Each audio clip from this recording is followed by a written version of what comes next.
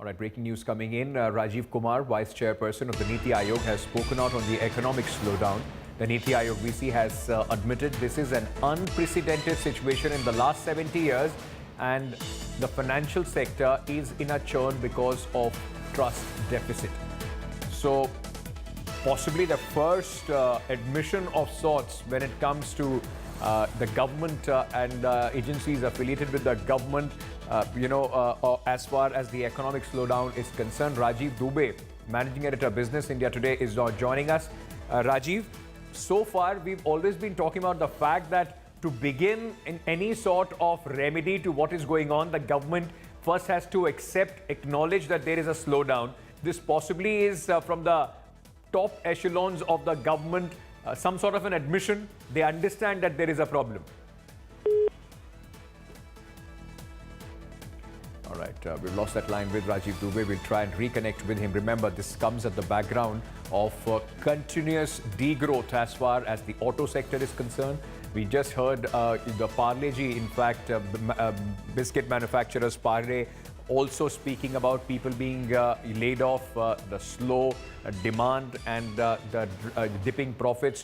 All that together, in fact, points out to fundamental changes that are required by the government to ensure that there is some sort of a stimulus to the economy and it comes back to its older patterns of growth. Yes, there are international factors as well. Rajiv Dubey back with us on the phone line. Rajiv, I was asking you earlier, this seems to be possibly the first some sort of an admission by the agencies related with the government, by the government of the day, that yes, there is a problem. Now the question is, are they looking at a solution?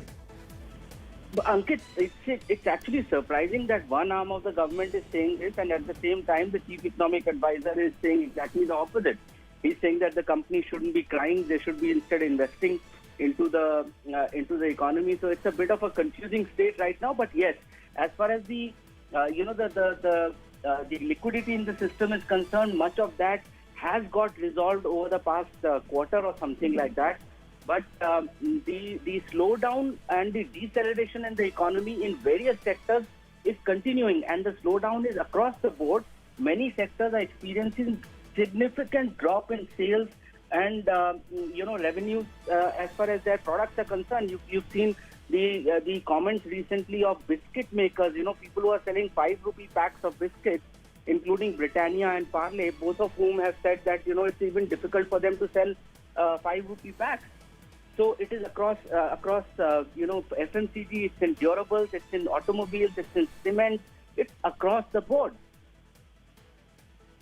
When, in fact, the vice chairman of the Niti Aayog, when he speaks about the fact that there is a trust deficit as far as the financial market is concerned, what does he exactly mean? Rajiv, can you hear me?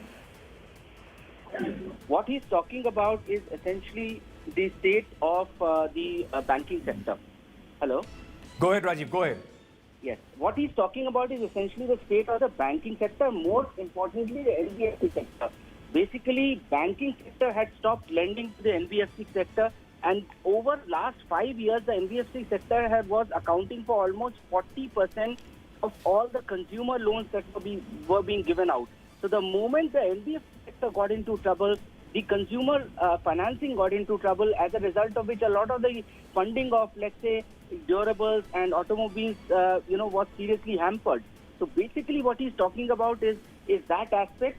The other aspect where companies have stopped lending to, where banks have stopped lending to companies, is an ongoing process, which is a result of the non-performing assets of almost 11 lakh crore that are there in the system. So banks are not lending to companies, and banks are have also not been lending to NBFCs because NBFCs were getting into trouble.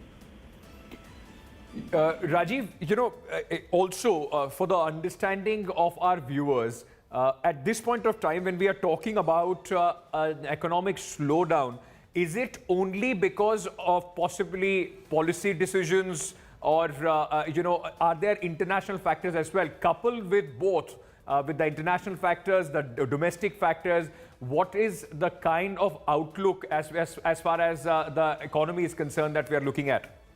So, Ankit, in some ways, we are slightly lucky as compared to China, is that international factors don't impact us to the extent of 4/5 of the economy.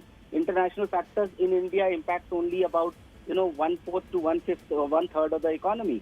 So basically, much of our economy, more than 2/3 of our economy, is domestic economy, and this is affected largely because of the impact that it has had, the brakes that have been applied by DEMO, and following that by the GST. Now, the small sector has not been able to recover from that. The big sector has been impacted, and after that, the job losses and the continuing job losses in the economy, and the fact that we've not been able to turn around the job situation in the country. There is a sense of lack of interest and lack of faith in the future, as far as people's own future is concerned, their own job scenario is concerned, their own income earning capacity is concerned. So these are the factors that are finally affecting the sentiment per se. Rajiv, thank you so much for joining us with all those details.